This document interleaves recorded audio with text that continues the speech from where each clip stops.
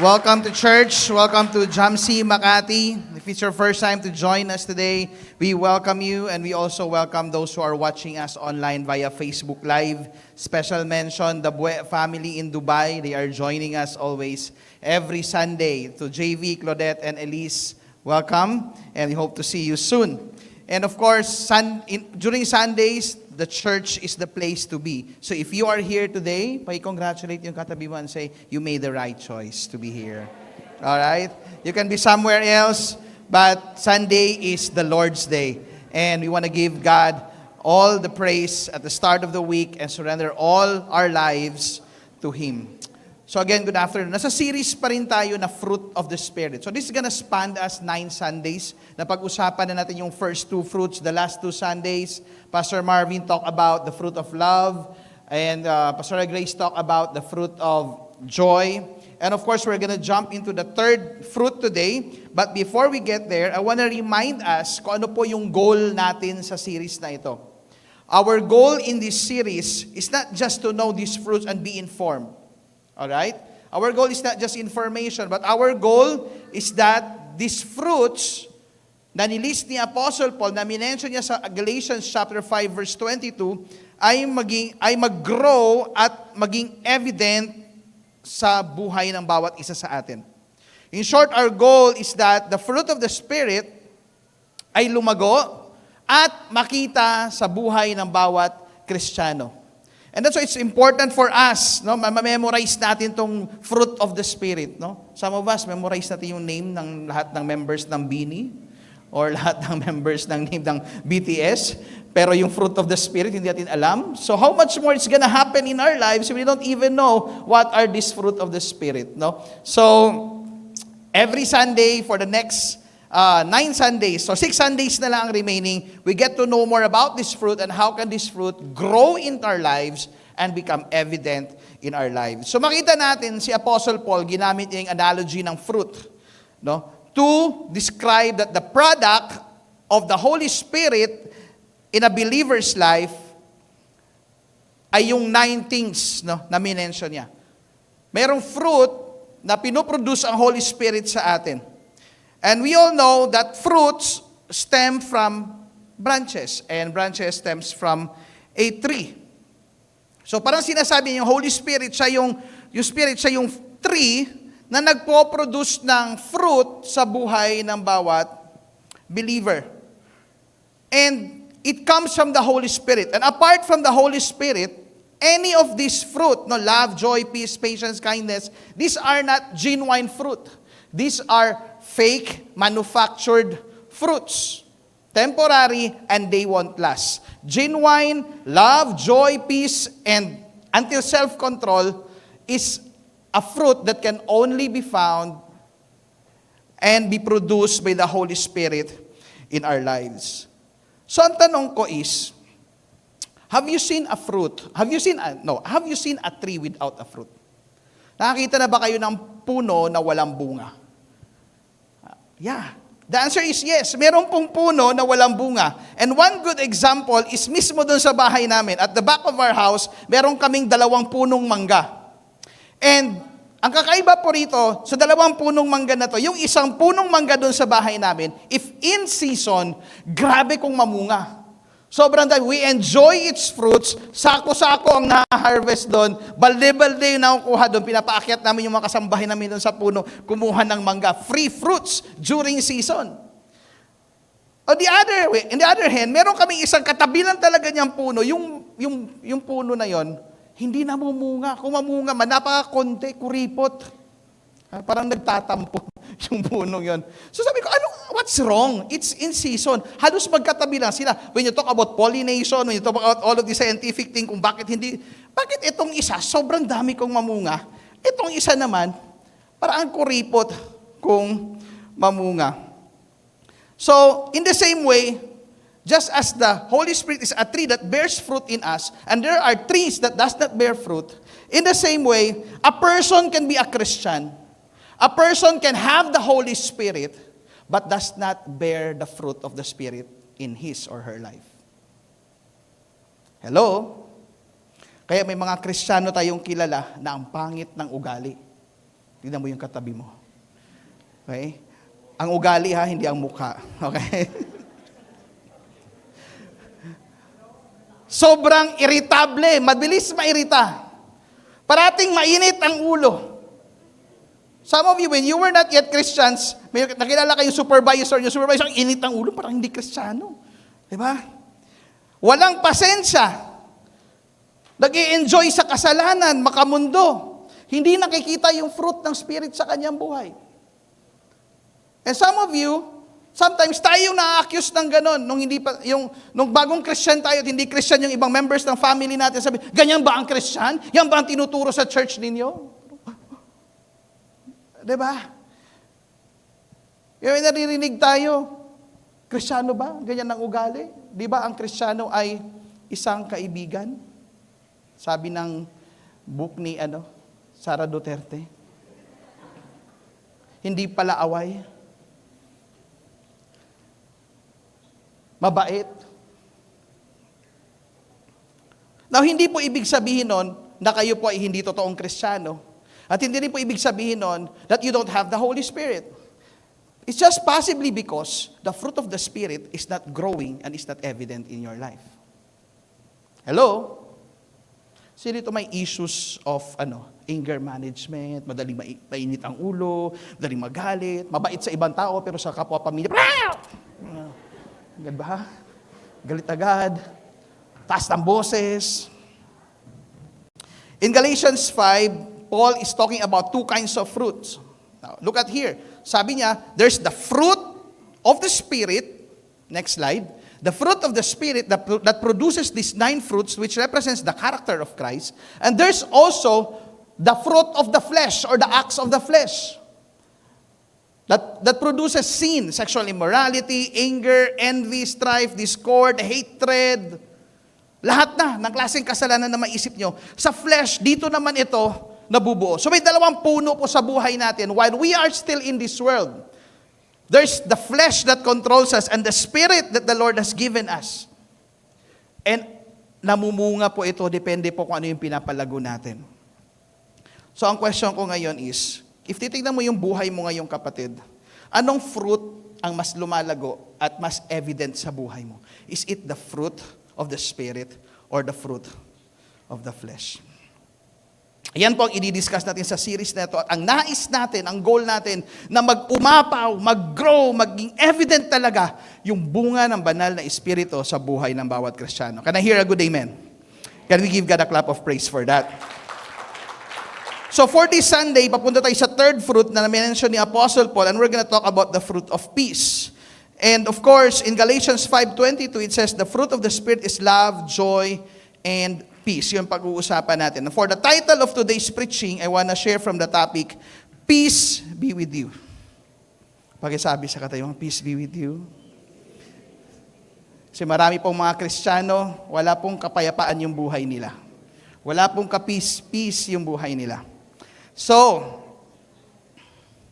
peace be with you. How to grow and make evident the fruit of peace in a believer's life. So take note, it is only in a believer's life. If you are not yet a follower of Christ, if you have not yet put your faith in Christ, hindi mo po makikita tong bunga ng peace, ng fruit of the Spirit sa buhay mo. It's only for those who have put their faith in Christ and who have the Holy Spirit. Amen? Let us pray. Lord, we thank you for this day. Thank you for bringing us here to worship you, to listen to your word. Today, Lord, it is our prayer that the fruit of peace will grow and be evident in each of our lives. As we hear your word today, I pray, Panginoon, that may you teach us not only to be hearers of your word, but to be doers of your word. Give us wisdom to all of what we're going to hear today and give us the courage to obey it. Panginoon, kung ano man pong mga bagay na bumabagabag sa aming kaisipan, any problem, any situation, anything, Lord God, that is taking our attention, any problem, Lord God, that is bothering us, we set it aside, we put it down, and we give space for your word to speak into our lives, that we will be transformed and that we will never be the same again. Thank you, Lord, for your word today. No other name we want to be glorified and be lifted high, but the name of Jesus. And all the church will say, Amen and amen. Yung salitang peace comes from the Greek word shalom. We have probably heard that word as a greeting. Even ngayon, pag pumunta ka sa Israel, you would greet shalom. Okay? Shalom means wholeness or completeness. It is soundness in your entire being. Not just in one area and aspect of your life, but in all area of your life. It's soundness, it's wholeness, it's completeness.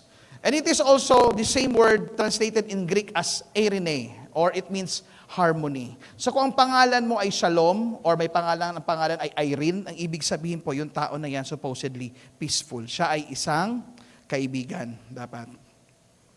The English word for peace falls short in embracing the meaning of peace. Sa English word, pag sinabing may peace, it's just the absence of war, the absence of conflict, or the absence of any form of problem. But shalom is something that is deep, personal, and internal. It is having peace or shalom despite the turmoil and problems that is going on in our lives. It is the kind of peace that is so stable that it is not influenced by the outward situations. And according to Ray Fowler, meron doon 3 common obstacles that robs a person his or her peace. Ano ito? Number 1, sabi niya, worries. These are potential troubles. Ito yung mga alalahanin natin. Ito yung mga babayaran ko ba ang bills? Ito yung ano kayo mangyari sa akin 3 years from now? Paano kayo yung retirement ko? Ano kayo mangyari sa health ko? Ano kayo mangyari sa anak ko? These are the things that we worry in the future. And Jesus addressed this in Matthew chapter 6 when He said, do not worry about tomorrow and let tomorrow worry about itself. Don't worry about what you eat, what you drink, or what you wear. But, sabi niya, seek first the kingdom of God and all these things shall be added to us. But meron tayong mga worries, yung mga Judith, yung mga Juna, iniisip natin. And so these things rob us from the peace in our lives. And meron po tayong fears. These are the present troubles.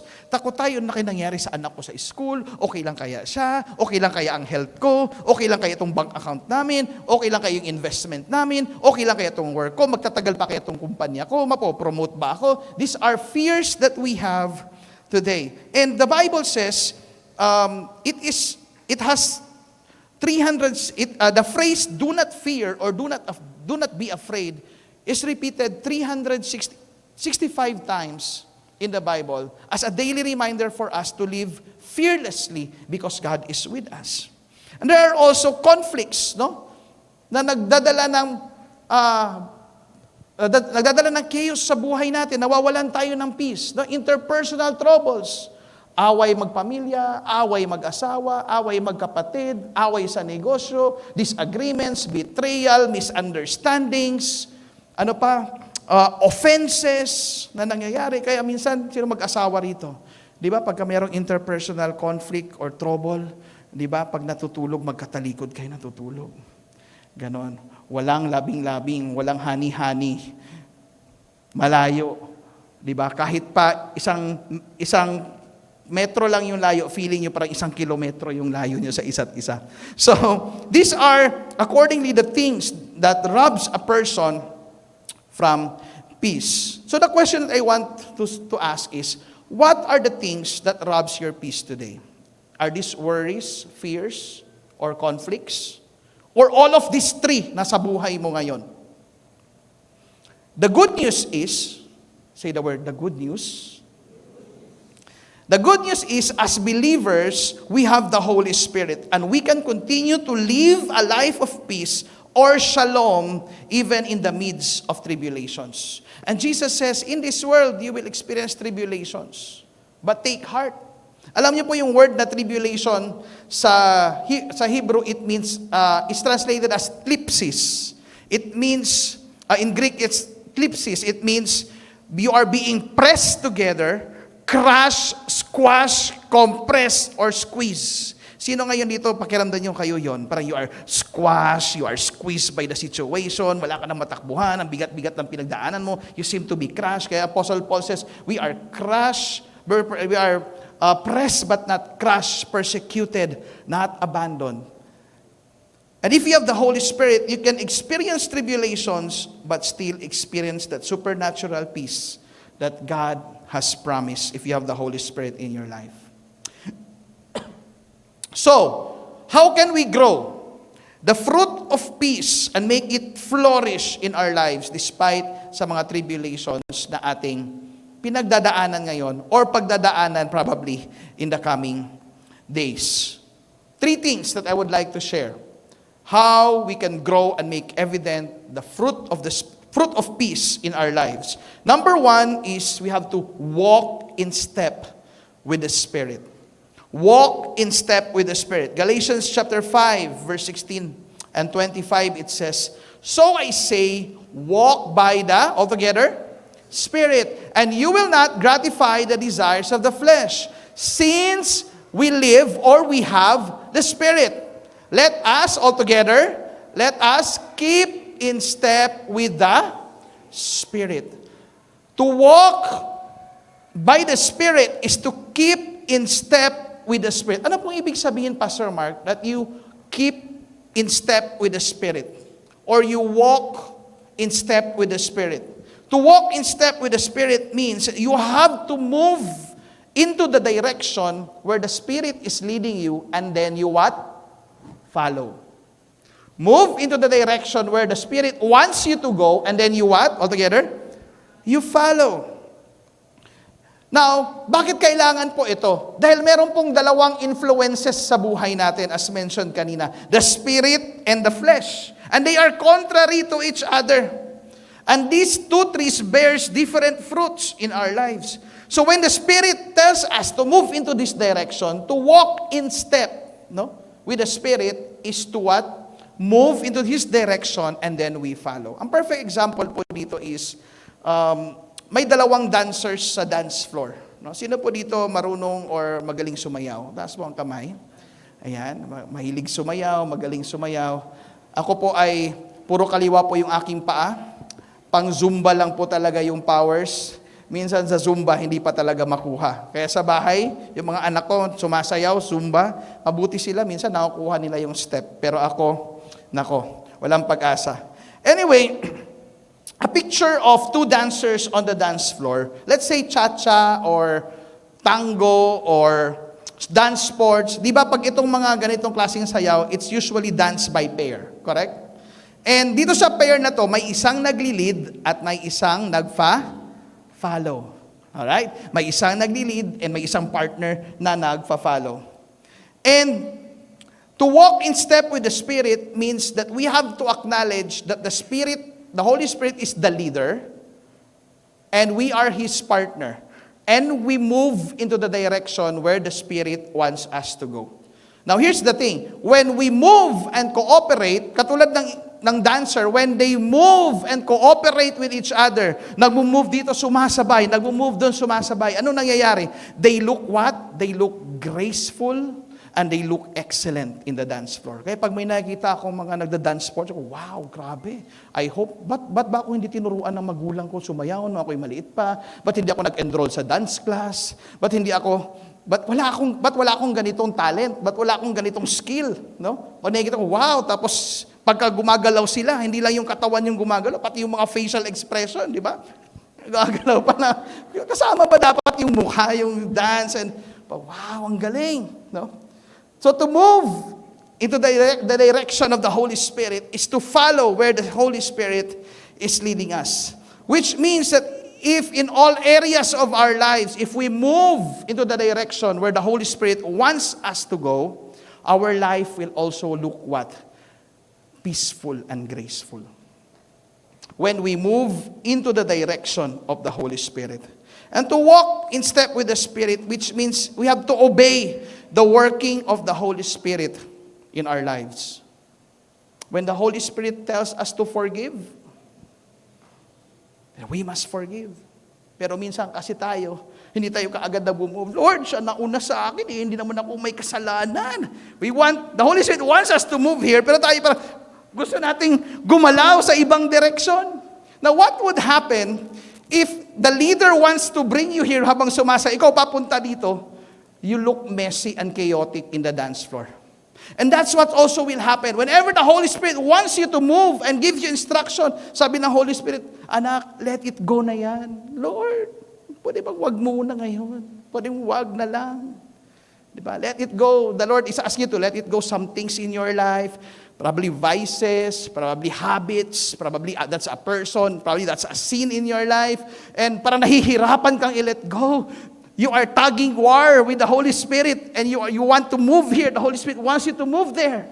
Merong away na nangyayari. Nagiging what? Messy and chaotic. If you're going to look at your life, I don't need to convince you, sa mga tagal ng Kristiyano, if you're going to look at your life, those times that you mess up and your life looks chaotic, those were the times that you chose not to obey God's leading for your life. Hello? Can I hear a good amen?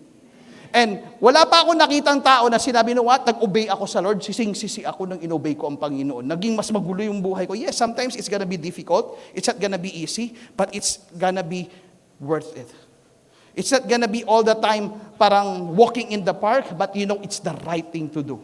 Wala pa ako nakitang Kristiyano, sinunod ko ang Lord, sising-sisi ako. No. Lahat ng sumunod sa Lord, grabe ang hirap, grabe pinagdaanan, pero na-experience ko yung peace ng Panginoon, na-experience ko yung goodness ng Panginoon, na-experience ko yung blessing ng Panginoon, na-experience ko yung working ng Panginoon sa buhay ko. Can I hear a good amen? That's what it means for us to walk in step with the Spirit. And verse 16 says, if we are going to do this, we will not gratify the desires of the flesh. So in verse 25, Paul says, since we live by the Spirit, because we now have the Holy Spirit in us, we have to follow the leading of the Holy Spirit in our lives. Church, even when it is difficult, when we trust the leading of the Spirit, ito yung one thing na very powerful, na nabubuo, lumalago, dahan-dahan naging evident yung fruits ng Holy Spirit sa buhay natin. Patawarin mo na yan, kapatid. Nahihirapan ka, parang ayaw ko. Parang hindi talaga pwede. Siya ang nauna sinaktan niya ako grabe yung ano. But when you chose to forgive, nakita mo, wow, nabuo ang fruit of what in your life?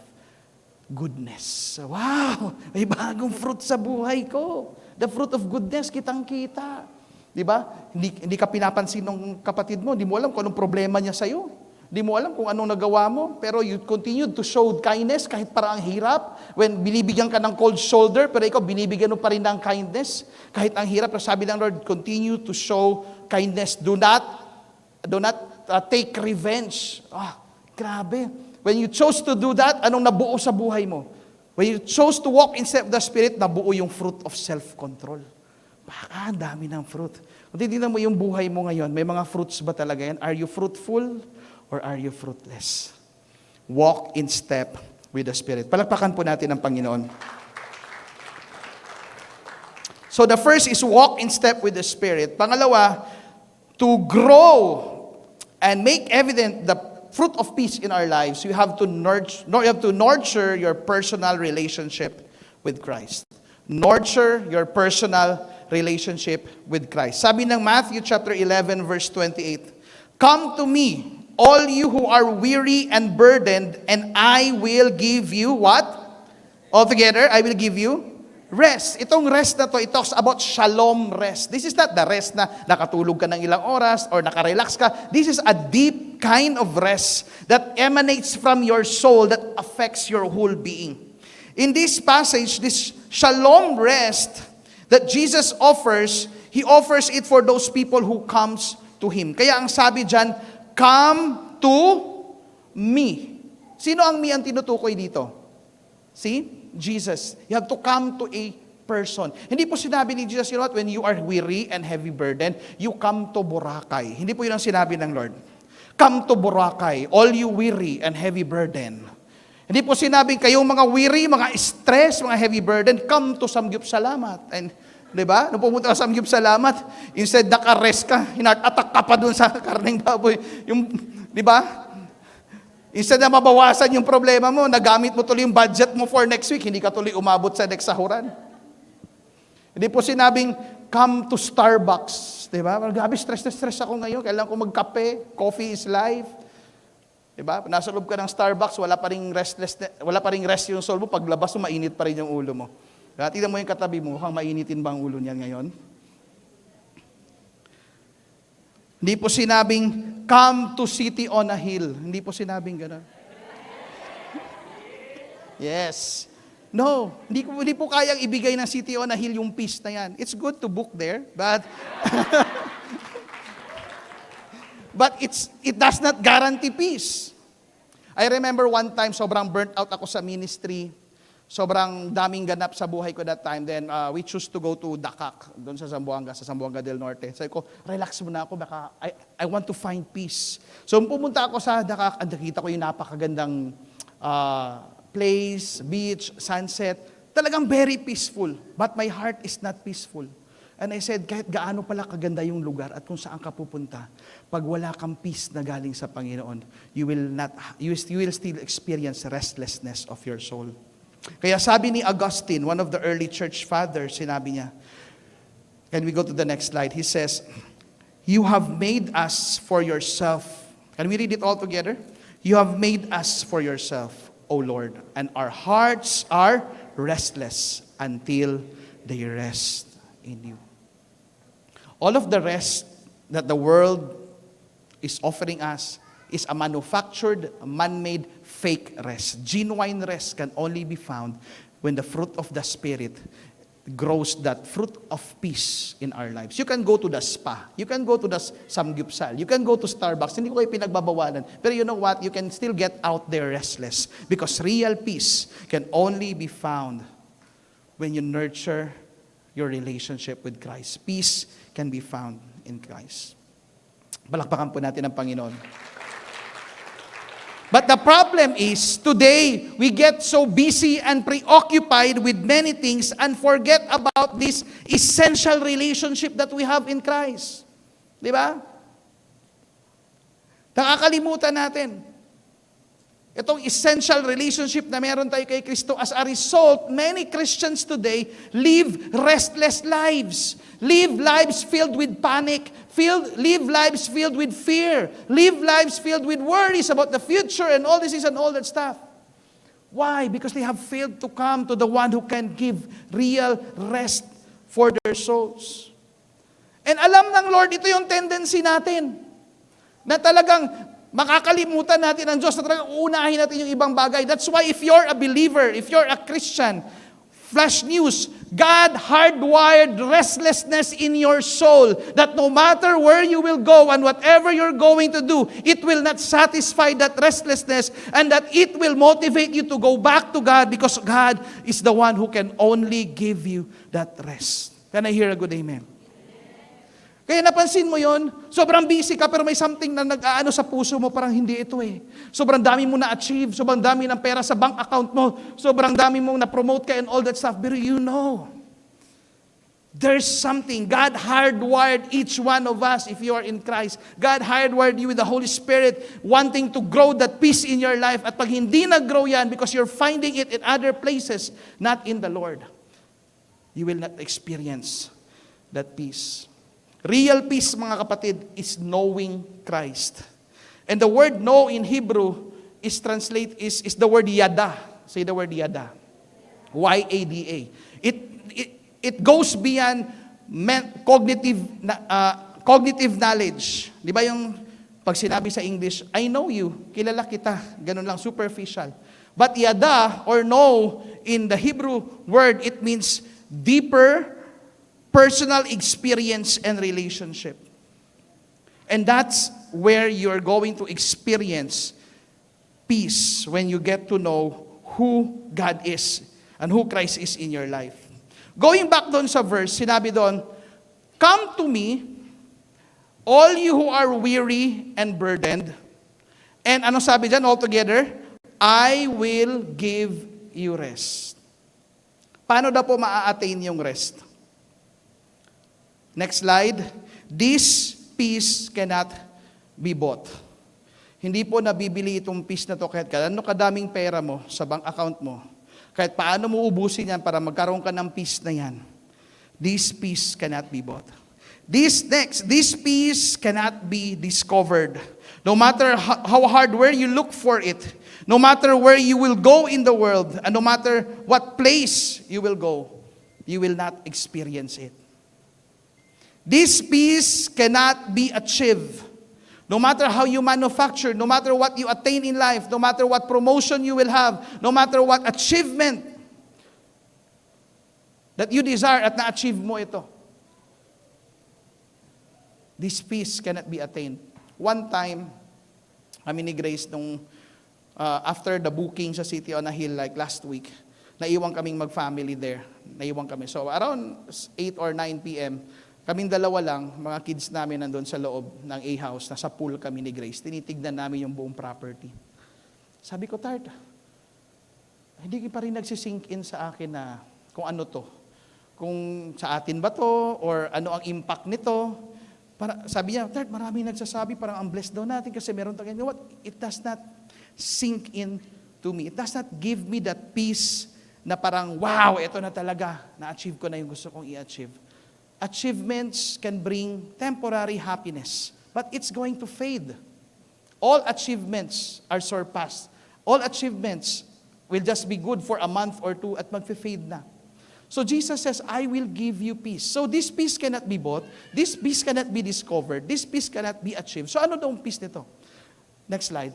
This peace can only be received. That's why he says, I will give you rest. When you what? When you come to Jesus. Palakpakan natin ang Panginoon.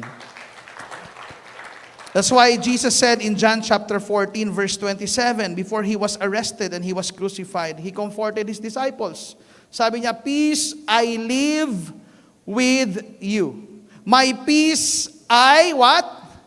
Give you. So pag may binigay sa atin, anong dapat ating gawin? Kaya natin tanggapin. My peace I give you. Then he says, I do not give to you as the world gives. So ano ba itong ino-offer ng world na peace?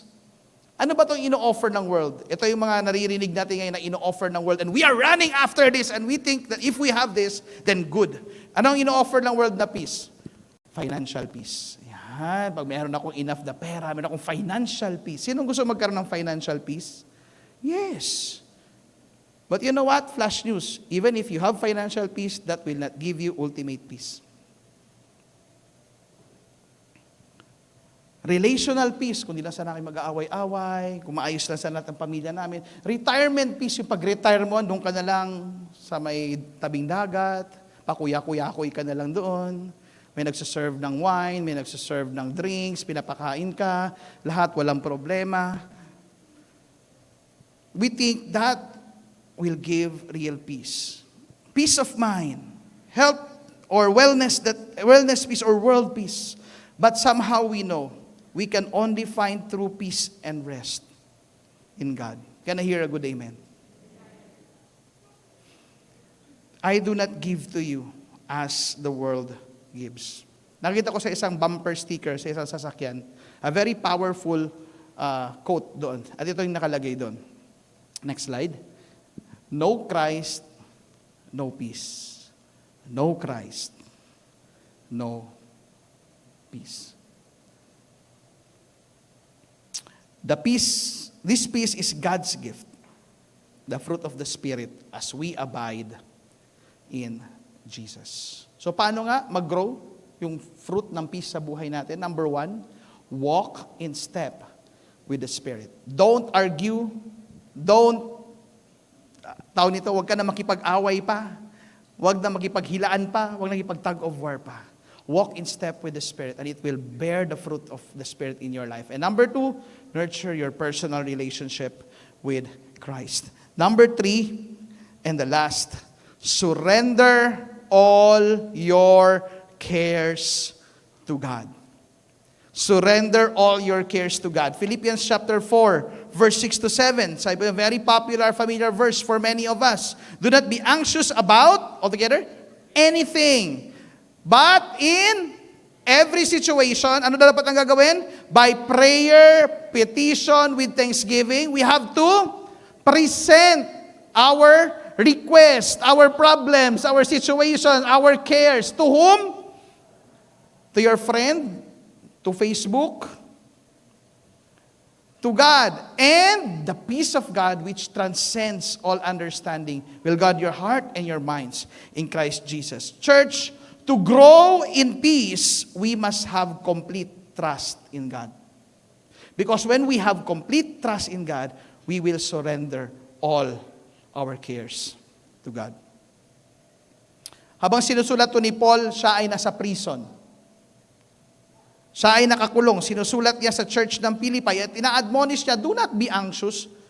Sino dito pag nakulong kayo, talagang ma-anxious kayo? Di ba? Papunta pa lang yung police car doon sa bayo. Oh my God, para sa akin ba yan? Kung alam mo yung ginawa ang kasalanan, lahat na lang dumadaan na police car, baka akala mo ikaw yun. Di ba? Pero si Paul, sabi niya, while inside the prison, he is even admonishing those who are outside the prison not to be anxious. Siya na nasa loob na dapat maging anxious, siya ngayon na nag-i-encourage nung nasa labas na huwag kayong maging anxious. Instead, what?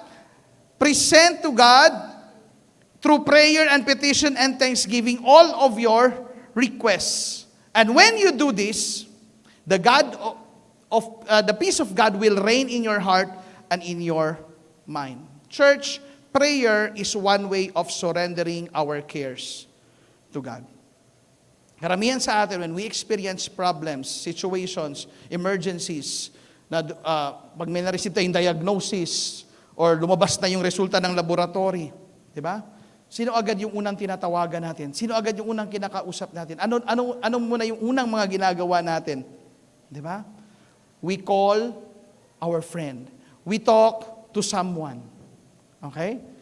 It's okay. So, pag talagang hindi na kaya at sobrang bigat na, saka tayo papasok sa loob ng kwarto, Lord, tulungan mo ako. Don't make prayer your spare tire.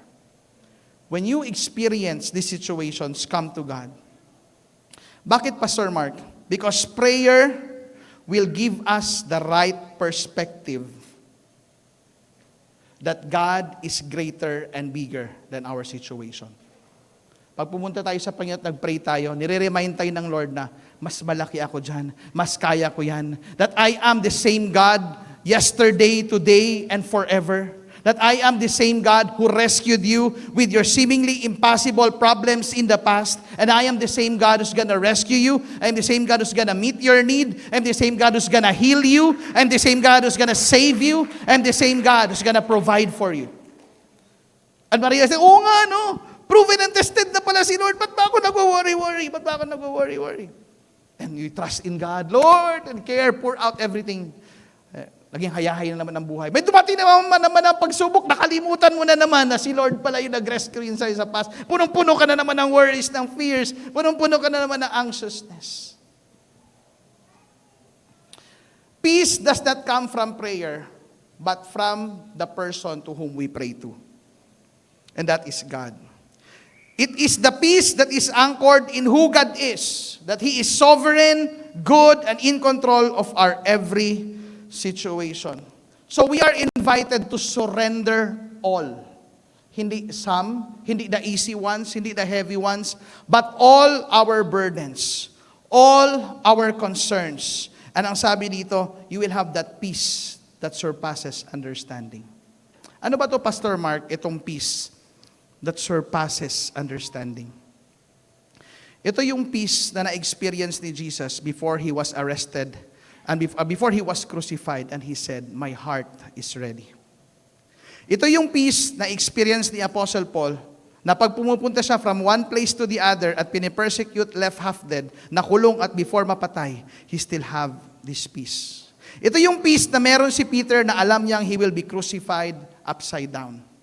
Ito yung peace na meron si John when he was exiled to the Patmos and he will be beheaded. Ito yung peace na meron si Shadrach, Meshach, and Abednego bago sila ilakad papunta at susunugin sa burning furnace. What tribulations are you experiencing today? When you come to God and surrender all your cares, you will experience that supernatural peace that comes from God. It's the peace that surpasseth all understanding. Kaya sinabi ni Peter sa 1 Peter chapter 5 verse 7, Nagustuhan ko itong pagkasabi ng Free Bible Version. Sabi dito, surrender all your worries to Him because He cares for you. What cares do you need to surrender to God today so that you will experience God's supernatural peace? Is it a relational problem? It is a financial problem? Anong problem yan? Anong situation yan? Surrender all your worries to Him. Sa ibang translation, sinabi, cast all your cares upon Him. Mas totoo ito kay Peter because he is a fisherman. And he is using the action of a fisherman na kinakast ang nets sa water. Alright? So he is simply saying, cast all your worries just as a fisherman cast the nets into the water. At pag naitapon na po yung net sa water at nandun na, wala na pong magagawa yung fisherman. Once a fisherman cast the nets into the waters, he has no control but to trust that it will catch something. In the same way, prayer teaches us to throw everything, to cast everything that which we cannot control to the one who is in full control. And that is God. Amen? Sabi ni Peter, Peter cast the nets into the waters so that he will get fish. The same Peter who said that, he said, cast your worries to God and you will receive peace. Not fish, but what? Peace. Alright? Ulitin ko, yung fisherman, kinakas niya ang net sa water to get fish. The same fisherman said, cast your worries to God and you will receive what? Peace. Prayer teaches us to let go of things we cannot control into the hands of the one who is in full control. Kaya kami, pagka nagkakaroon kami ng full-time workers meeting, madalas namin inaawit tong song na to. It's a classical song, it's a hymn na matagal na, 1800s pa siguro. And it actually carries a very powerful message that teaches us to surrender and to bring all our cares to God in prayer. Sabi po ng song na ito, ang title is What a Friend We Have in Jesus. Can we enlarge that? Kaya ba natin i-enlarge? Babasa ba? Ayun, yan. So, sa mga hindi alam yung song, babasahin na lang natin. Sabi dyan, what a friend we have in Jesus. All our sins and griefs to bear. What a privilege to carry everything to God in prayer. Oh, what peace we often what? Forfeit. Oh, what needless pain we bear. All because what? We do not carry everything to God in prayer. Next, sabi po dyan ang third stanza. Are we weak and heavy laden, cumbered with a load of care?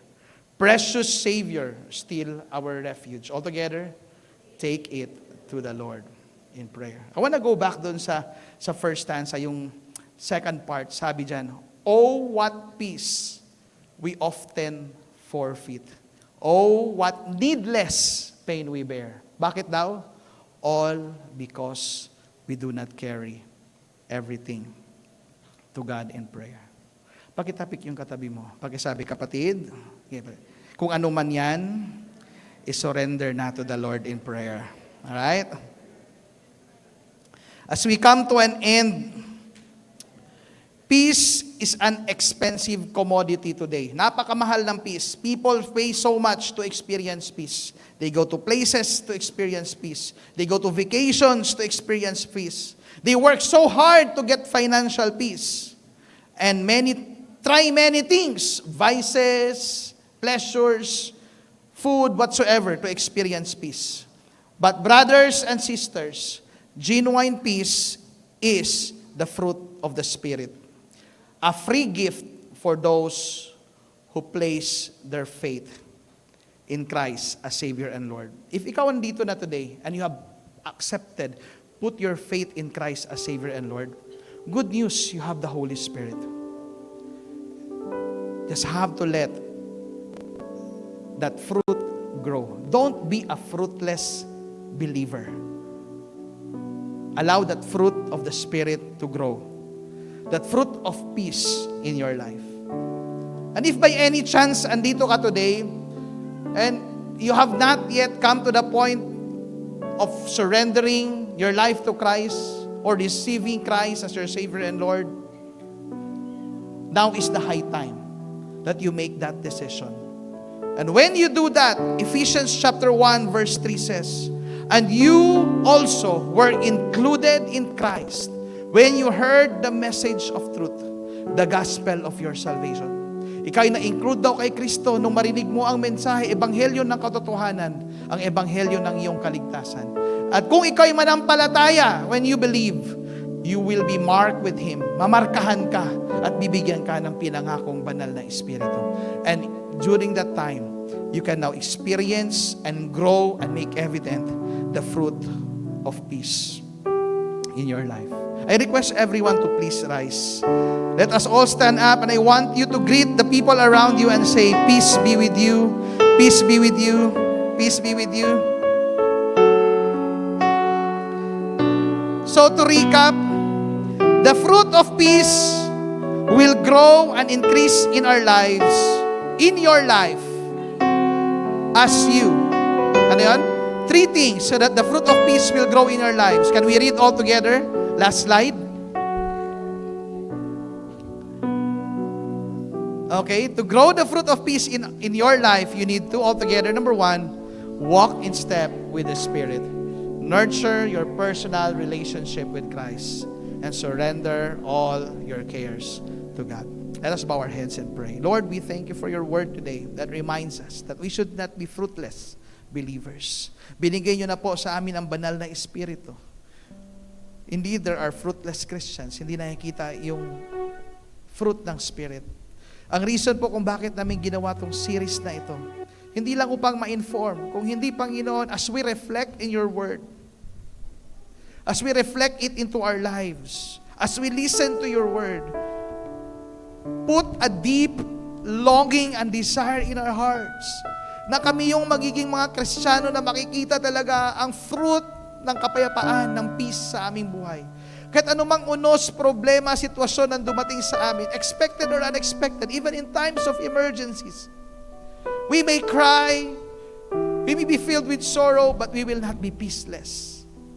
Because you are going to give us that peace that surpasseth beyond understanding. Not just, Panginoon, that we will have that peace in times of tribulations, but teach us as well to become peacemakers. That we will be an instrument of peace so that relationships will be built, so that relationships will be restored, so that relationships will be whole, so that there will be no division in the church, at home, and even in our community. Panginoon, I pray, bigyan niyo po kami ng intense desire sa aming mga puso ngayong hapon na ito, na mamunga, lumago, at maging evident ang iyong bunga ng kapayapaan sa aming buhay. Teach us, Lord, not to become instruments of division, to become instruments of chaos, but teach us to walk in step with the Spirit and to obey everything that you will tell us. We will not argue, we will not fight back, but we will walk in step. Even if it's difficult, even if it's hard. That we will nurture our personal walk with Christ. For indeed, it's only Christ who can give us genuine peace. We may go anywhere else in the world, but you have invited us. And we are all invited, as you said, come to me.